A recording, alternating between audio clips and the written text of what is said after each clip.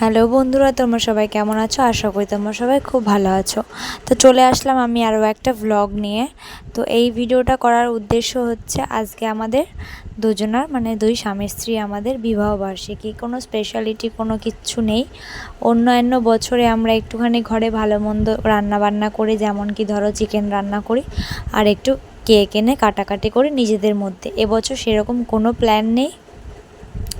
এবছর নর্মালি কাটবে, সাধারণ দিনের মতনই কাটবে।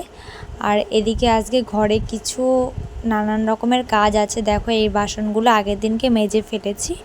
আর এদিকে আমি সকালবেলাতে ঘুম থেকে উঠে আমি দুই ছেলেকে, আজকে যদিও রবিবার ছিল, তো আজকে দুই ছেলেকে নিয়ে আমি নর্মালভাবে দিনটা কাটাচ্ছিলাম। মাঝখানে একটা কথা বলি, এই নাইটিটা আমার শাশুড়ি মা আমাকে দিয়েছে অনেক দিন আগে, পয়লা বৈশাখে। কালারটা কেমন লাগছে আমাকে জানিও। তো যাই হোক, আমি ছেলেকে নিয়ে উঠে হঠাৎ দেখছি ওর বাবা টোটোতে কোনো কাজ করছে। আমি তো ঘাবড়েই গেছি। আমি যে, তোমার আজকে কাজ হয়নি? বলছে, না গো, আজকে কাজ হয়নি, তাই টোটোতে একটুখানি কাজ করছি। আলাম ঠিক আছে, করো তাহলে। বেলার দিকে বেরিয়েও গাড়িটা চার্জে বসিয়ে নাও।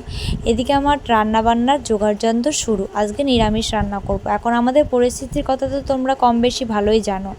তো ওই জন্য একটুখানি কুমড়ো পেঁয়াজ দিয়ে ছেচকি মতন করব, আর আলু পটলের তরকারি রান্না করব। করা হয়ে গেছে। এদিকে ঘরদোর মুছে নিয়ে আমি হালকা হয়ে গেছি। অনেক কাচাকুচি করেছি আজকে। ওর বাবা যেহেতু বাড়িতে ছিল, দুই ছেলেকে সামলানোর লোক পেয়েছি, আমি আবার কাচাকুচি করব না? অনেক কাচাকুচি করেছি। ওইদিকে ছাদে মেলা রয়েছে, তোমাদের তো দেখালাম। এবার দেখো, নানান রকম ব্যস্ততার কারণে এখন আর পুজো দেওয়াই আমার আর হয়ে ওঠে না। দুই ছেলেকে সামলিয়ে না আমার আর পুজো দেওয়াটা হয়েই ওঠে না। আগের ঘরে ভাড়া ছিলাম তখন একটু পুজো টুজো দিতাম, খেতে দিতাম, ধূপধুনো ধরাতাম। তো এই ঘরে ভাড়া আসার পর থেকে আমার এইসব কিছু হয়ই না। তো এই সিংহাসনটা আমার শাশুড়ি মা আমাকে দিয়েছিল বেশ কিছু মাস আগে। তো আজকে আমি ডিসাইড করলাম এটাকে আমি ঘরে রাখবো, গুছিয়ে রাখবো।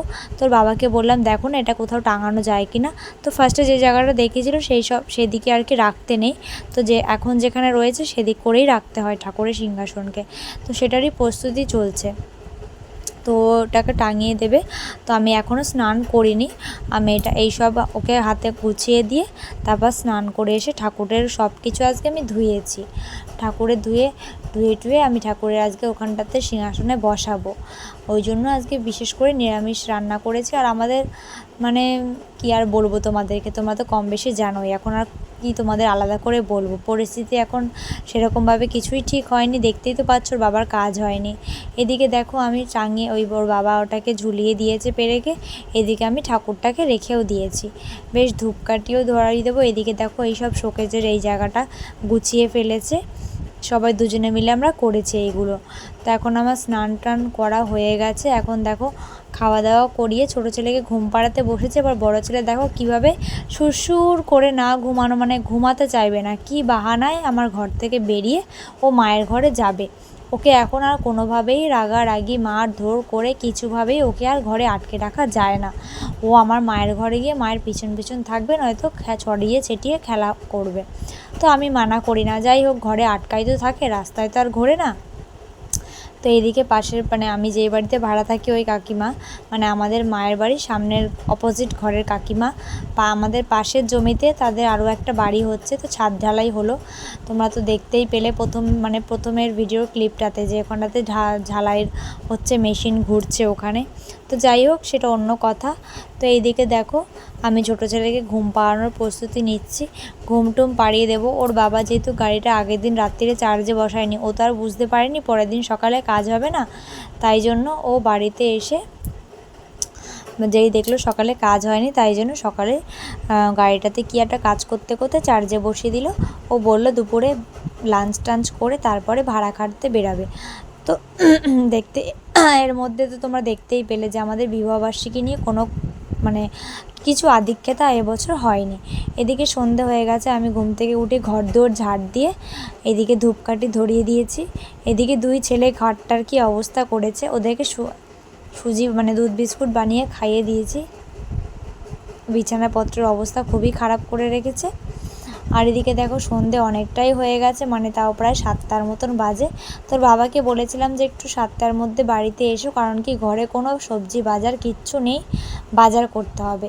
তো তোর বাবা আসলো, এসে আমরা বেরালাম। তোর বাবা বলল, দেখো ভাড়াটা কিন্তু বেশি হয়নি, গোড়াবাজার কিন্তু ব্যারিকেড দিয়ে আটকে দিয়েছে, কোথাও গিয়ে দাঁড়াতে পারছি না, ভাড়া কাটতে পারছি না। তো 100 টাকার মতন বাজার করেছিলাম আমরা। কিন্তু বাজার করার আগে আমাকে বলল যে তোমাকে তো এবছর কিছু করতেই পারলাম না, চলো তোমার পছন্দ মতন পছন্দের দোকানে চা খেতে যাই। তো আমিও মোটামুটি রাজি হয়ে গেলাম। 2 ছেলেকে 2টো ক্রিম রোল কিনে দিলাম, আর আমরা 2 কাপ চা খেলাম।